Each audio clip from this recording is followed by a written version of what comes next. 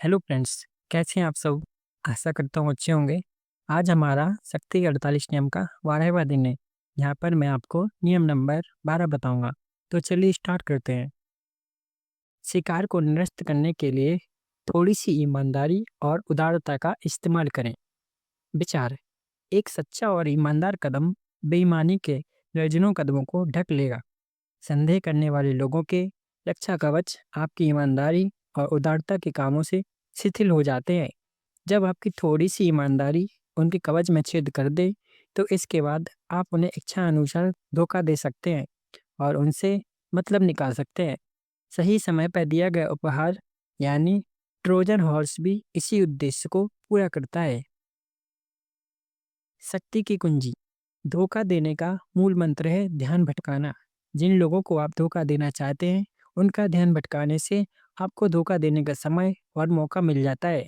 दयालुता, उदारता या ईमानदारी के काम से लोगों का ध्यान सबसे अच्छी तरह से भटकाया जा सकता है, क्योंकि इससे उनकी शंका खत्म हो जाती है। इससे वे बच्चे बन जाते हैं और हर तरह की प्रेमपूर्ण मुद्रा को स्वीकार करने के इच्छुक रहते हैं। प्राचीन चीन में इसे लेने से पहले देना कहा जाता था। पहले देने से सामने वाले का ध्यान इस बात पर नहीं जाता था कि आप उससे कुछ लेने वाले हैं। इस तरकीब के अनंत व्यवहारिक प्रयोग हैं। खुले किसी से खुलेआम कुछ लेना खतरनाक है, शक्तिशाली लोगों के लिए भी। शिकार प्रतिरोध की योजना बनाएगा। जरूरत की चीज मांगना भी खतरनाक है। भले ही आप कितनी भी विनम्रता से मांगें, जब तक सामने वाले व्यक्ति को अपना फायदा नहीं दिखेगा, तब तक वह आपकी ज़रूरत पर ध्यान नहीं देगा। हो सकता है वह इससे चिढ़ भी जाए। लेने से पहले देना सीखें, इससे ज़मीन नरम हो जाती है। भावी आग्रह का आघात धीरे से लगता है और ध्यान भटकता है। कुछ देने के कई रूप हो सकते हैं: वास्तविक उपहार, उदारतापूर्ण कार्य, एहसान, सच्ची स्वीकारोक्ति। थोड़ी सी ईमानदारी किसी व्यक्ति से पहले बार मिलते समय सबसे अच्छी तरह काम करती है। हम सब आदतों के गुलाम हैं और हमारी पहली छवि लंबे समय तक चलती है। अगर कोई संबंध की शुरुआत में ही यह भरोसा करने लगता है कि आप ईमानदार हैं, तो ये बाद में इसे भरोसे को बदलने के लिए बहुत कोशिश करनी पड़ती है।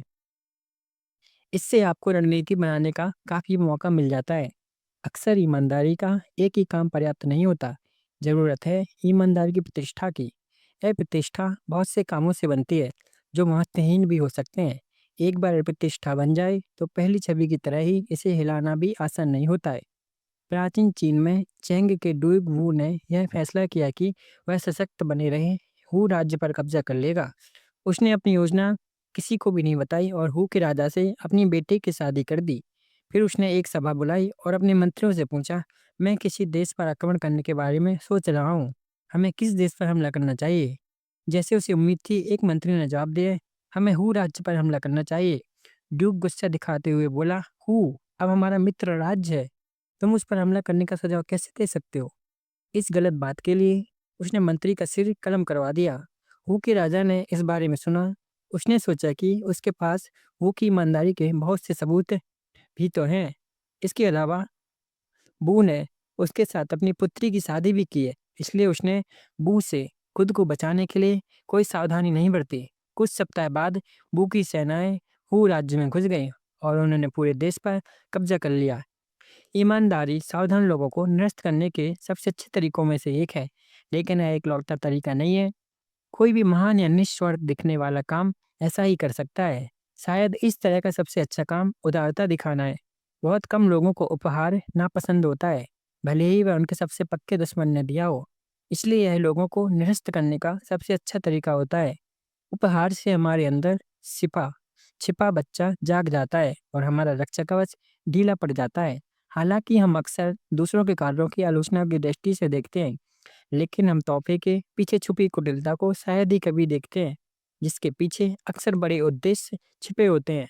तोहफा अपनी चालबाजी को छिपाने का सबसे अच्छा तरीका होता है। इस रणनीति का प्रयोग सावधानी से करना चाहिए।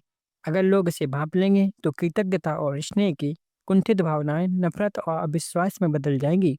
जब तक आप सच्चे और दिल से निकलने वाले उपहार का अभियान न कर सकें, तब तक आग से ना खेलें। विशेषज्ञ की राय: जब चीन के डुइक हुएन हू पर आक्रमण करने वाले थे, तो उन्होंने उसे घोड़ों की टीम उपहार में दी।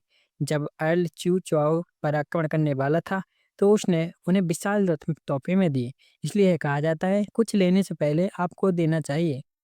तो हेलो फ्रेंड्स, कैसी लगी आपको मेरी ये वीडियो? अगर आप मेरे इस चैनल पे नए हो तो सब्सक्राइब कीजिए। आपका बहुत बहुत धन्यवाद। आपका दिन शुभ हो।